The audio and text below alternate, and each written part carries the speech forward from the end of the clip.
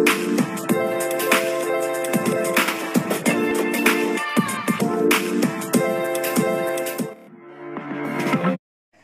9th class में student आप लोगों का स्वागत अनिल साहब द्वारा। 9th क्लास में आप लोगों का जो क्लासें चली थी उसमें स्टूडेंट 4 तक क्लास चैप्टर लगभग समाप्त हो गया था। और आज हम लोग एक नया चैप्टर चालू करेंगे, ठीक है, क्षेत्रमिति, ठीक है, जिसमें क्षेत्रमिति आप लोगों का चैप्टर जो मिलेगा, चैप्टर नंबर होगा आपका स्टूडेंट बतला देते हैं 14.1 होगा, ठीक ना। तो 14.1 के लिए कुछ परिभाषाएं हैं जिसको ध्यान में रखना आप लोग को क्या है, अनिवार्य है, जरूरी है, ठीक है। तो हम लोग चलेंगे क्षेत्रमिति में आते हैं जिसे हम बोलते हैं मेंसुरेशन, हीरोन का सूत्र, हीरोन्स फॉर्मूला, ठीक है। तो हीरोन्स का सूत्र है फॉर्मूला। क्षेत्रमिति का मूल अर्थ क्या है? नहीं, मूल अर्थ है मापना। जैसे खेत मापना हो, घर मापना हो, बगीचा मापना हो, या जो भी चीज मापने की जरूरत होती है तो क्षेत्रमिति की आवश्यकता होती है। जैसे आयतन हो, क्षेत्रफल हो, आयतन हो, परिमाप हो, ये सब मापने के अंतर्गत ही आता है, ठीक है। तो हम लोग इसके फॉर्मूला पे चलेंगे। तो जरा फॉर्मूला पे चलने से पहले एक चीज और ध्यान दीजिएगा। एक हम देखिए एक समकोण त्रिभुज की कल्पना करते हैं, थोड़ा सा ध्यान दीजिएगा। ये ए हुआ, बी हुआ, सी हुआ, ये 90 डिग्री के सामने के भुजा को हम कर्ण बोलते हैं, ठीक है। अगर कोई थीटा दिया रहे तो इसके सामने के भुजा को लंब कहेंगे, इसको आधार कहेंगे। जो भी थीटा का मतलब होता है न्यून कोण। न्यून कोण का मतलब जो 90 डिग्री से छोटा होता है उसे न्यून कोण बोला जाता है। फिर अगर एक और बनाते हैं, ए बी सी। अगर थीटा यहाँ दे रहा तो इसको हम बोलते हैं लंब। क्या बोलते हैं? लंब। इसको आधार लिख देते हैं पूरा, इसको हम आधार बोलते हैं। ये थीटा 90 डिग्री है, ये बदलेगा नहीं, ये हमेशा कर्ण ही रहेगा। और ये लंब होगा तो ये स्टूडेंट हो जाएगा आपका आधार। यानी इसका फॉर्मूला स्टूडेंट क्या मिलता है, जरा देखिए। कर्ण स्क्वायर बराबर फॉर्मूला होता है लंब स्क्वायर जोड़ आधार का स्क्वायर, ठीक है। ये आपका मुख्य फॉर्मूला होगा। इससे अगर आप कर्ण बराबर सिर्फ निकालना चाहेंगे तो स्टूडेंट यहाँ पर याद रखिए, लंब के स्क्वायर जोड़ आधार के स्क्वायर का वर्गमूल है। अगर आपको लंब निकालना है स्टूडेंट तो देखिए कर्ण के स्क्वायर में से आधार के स्क्वायर को हटाकर वर्गमूल निकालिए, ठीक है स्टूडेंट। अगर आपको आधार ही निकालना हो तो यहाँ पर देखिए कहेंगे कर्ण के स्क्वायर घटाओ लंब के स्क्वायर करेंगे। तो इस रूप में आप इसे ज्ञात कर सकते हैं। ये थोड़ा सा हम दिए कि आगे मैथ जो है उसमें आपको जरूरत है, ठीक है। बस ये ध्यान रखना 90 डिग्री सामने का भुजा कर्ण, अगर कोई कोण दिया रहा है तो कोण के सामने वाला को लंब कहेंगे। यहाँ कोण है तो ये लंब, यानी लंब आधार बदलता रहता है। मुख्य फॉर्मूला पाते हैं हम लोग हीरोन सूत्र। हीरोन सूत्र में आप लोगों के स्टूडेंट देखिए क्या है।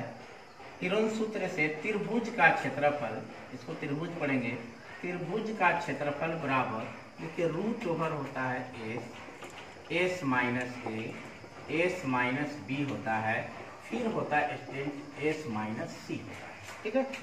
अब जहां देखिए एस क्या है, ए क्या है, बी क्या है। अब देखिए एस को हम लिख सकते हैं स्टूडेंट क्या, तो ए प्लस बी प्लस सी बाटे 2, ठीक है।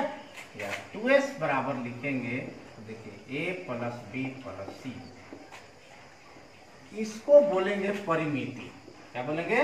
परिमिति। इसको बोलेंगे अर्ध परिमिति, अर्ध परिमिति, ठीक है। यानी कहने का मतलब ये है, जरा पेन दीजिए दूसरा। तो स्टूडेंट ये देखिए कहने का मतलब ये है कि यहाँ जो देखिए a plus B plus C by 2 को अर्ध परिमिति, यानी s को कहेंगे अर्ध परिमिति और 2s को बोलेंगे पूरा परिमिति।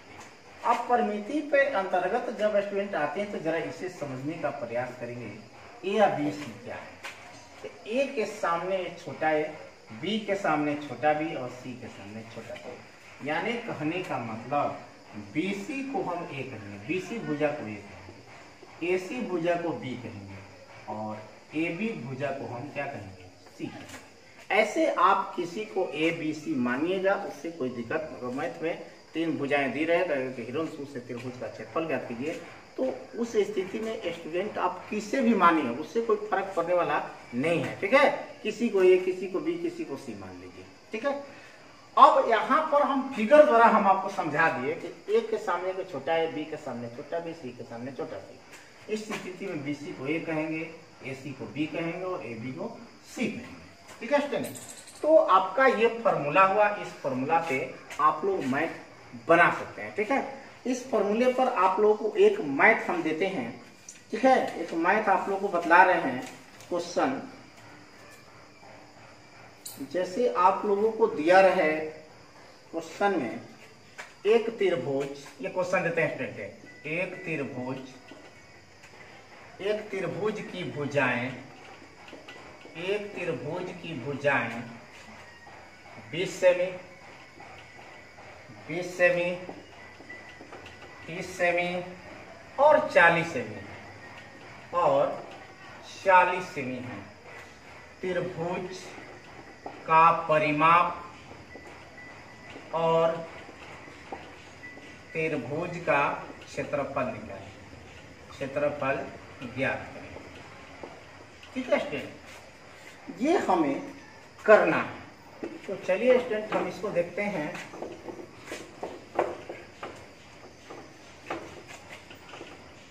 चलिए ध्यान दीजिए जरा इसको स्टूडेंट। अब हम बनाएंगे कैसे, यहाँ सॉल्यूशन लेते हैं। ठीक है, आप एक त्रिभुज बना दीजिए। यहाँ पर माप के बनाने की जरूरत है नहीं है, मापना नहीं है, आप एक त्रिभुज बना लीजिए।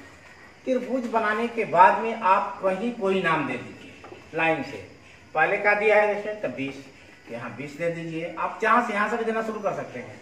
फिर 30 दे दीजिए, यहाँ पर 30 सेमी, फिर क्या दे दीजिए 40 सेमी, ये हो गया आपका 40 सेमी। तब आप यहाँ से ए बी सी ले सकते हैं। तो ए बराबर क्या लीजिएगा स्टूडेंट, तो 20 सेमी। ठीक है, बी बराबर क्या लीजिएगा, तो 30 सेमी, और सी बराबर क्या लीजिएगा स्टूडेंट, तो 40 सेमी लीजिएगा।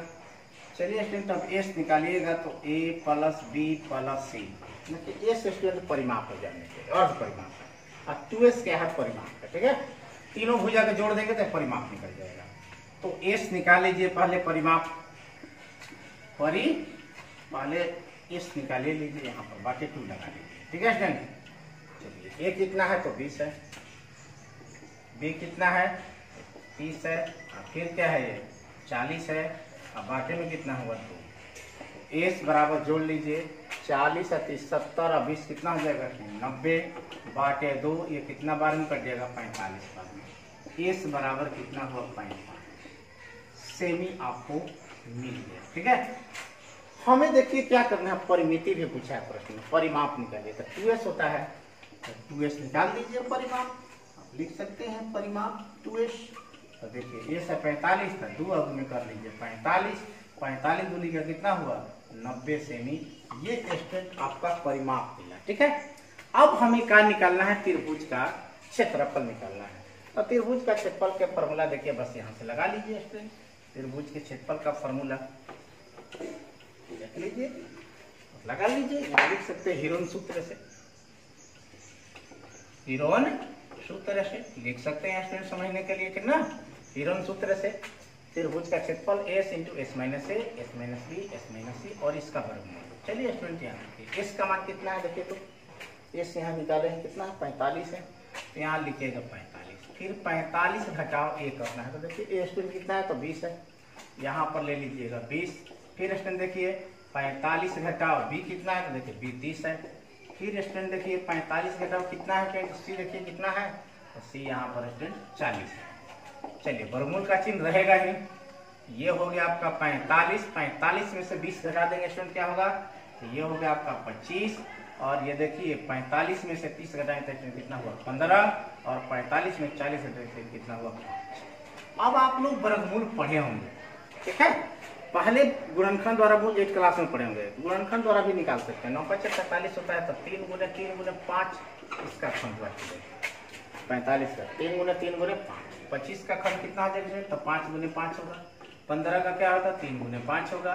फिर 5 लिखेंगे इसका। ठीक है, अब जरा देखिए वर्गमूल क्या करता है, तो 2 गो के लिए 1 गो बाहर निकलेंगे, तो 2 को 3 मिला, 2 को 5 यहाँ मिला, फिर 2 को 5 यहाँ मिला ना स्टूडेंट। तो देखिए क्या मिलेगा, यहाँ से 3 एगो निकालेंगे, फिर एगो 5 निकालेंगे, फिर एक और 5 निकालेंगे स्टूडेंट। तो बचेगा कितना, तो देखिए 5 गुने 3 बचेगा, 50 25 और 25 75, और रूट में कितना हुआ 15, यहाँ पर लिखेंगे 15, चूंकि क्षेत्रफल है तो यहाँ स्टूडेंट लिखेंगे सेमी एस स्क्वायर हुआ।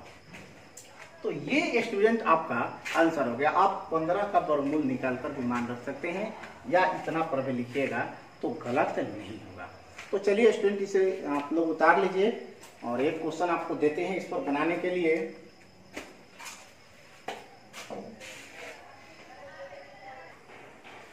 चलिए स्टूडेंट होमवर्क में आप लोग को देते हैं फिर उसी पर आधारित क्वेश्चन, ठीक है। तब नेक्स्ट टॉपिक आप लोग को बतलाएंगे, और बहुत सारा भी सूत्र है, ठीक है। निम्नलिखित त्रिभुज का परिमाप एवं हीरो के सूत्र, हीरोइन भी कह सकते हैं, हीरो भी कह सकते हैं, क्षेत्रफल ज्ञात कीजिए। तो एक त्रिभुज की भुजा 13, 14 और 15 सेमी है। इस किसी को ABC मान लीजिए जो आपको इच्छा, ठीक। एक त्रिभुज इसकी भुजाएं 5, 12 और 13 है, जैसे इच्छा वैसे किसी को ABC मानकर एस निकालिएगा। सेम वही फॉर्मूला है। तीनों क्वेश्चन आप स्टूडेंट इससे बनाइएगा और कमेंट करिएगा अपना आंसर। देखते हैं कितने विद्यार्थियों का आंसर सही होता है। तो चलिए नेक्स्ट क्लास आप लोगों को अगले दिन, और नेक्स्ट क्लास में कुछ फॉर्मूले हैं उस पर भी आधारित मैथ बताएंगे, तब एक्सरसाइज में ही आप लोग को चलेंगे, ठीक है स्टूडेंट।